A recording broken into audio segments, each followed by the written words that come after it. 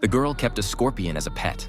One day, as she was walking her one-year-old little scorpion on the street, a few boys with ill intentions rushed over. The boys believed that only freaks would keep a scorpion as a pet. They cornered the girl against a wall, and she could only helplessly watch her beloved scorpion being crushed by a bicycle. The girl sorrowfully buried the scorpion's remains. She cried her life's last tear and secretly vowed in her heart never to cry again, as tears could not solve any problems. 5 years later, the girl became a figure feared by all her classmates. Upon learning that her younger brother was being bullied, she emotionlessly brought 2 bags of piranhas and threw them into the swimming pool.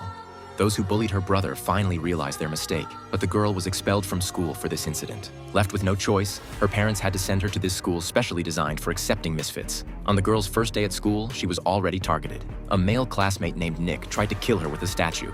After the girl narrowly escaped, Nick devised another plan to trap her in a small forest, intending to kill her with his mind. It turned out that Nick's mother was a powerful prophet. 25 years ago, the girl had drawn a picture, and before her death, Nick's mother told him that if the girl in the painting came to Nevermore Academy, he must kill her because she would destroy the entire academy and everyone in it. The girl in the painting was none other than her. Just as she was about to be killed by Nick, a monster suddenly ran out and saved her, while Nick was beaten to death by the monster. The next day, the girl reported the incident to the police, but after searching all night, they could not find Nick's body. Even more bizarrely, the following day, Nick appeared at school unharmed. Now everyone thought the girl was lying, including her therapist. The girl was perplexed, wondering if she had developed a mental disorder, but everything seemed so real. At this point, she noticed something strange about the painting Nick had left behind. A mysterious pattern in the upper right corner of the painting caught her attention. She wanted to ask the principal for help, but the principal said that Nick's death was the girl's hallucination and that the girl's mother had also experienced it when she was young.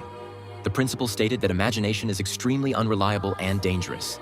The principal's unusual behavior made the girl feel even more uneasy. She left the principal's office, determined to get to the bottom of the matter. She stopped Nick, wanting to get a clear explanation, but Nick rudely refused to communicate. Left with no choice, the girl arranged for her sidekick to hide in the back of the car and follow Nick all the way to the train station. But just as things were going smoothly, the sidekick was suddenly slowed down by a piece of chewing gum stuck to them. In their line of sight, Nick walked into the nearby restroom, but to the sidekick's surprise, the person who opened the restroom door was a 40-year-old man.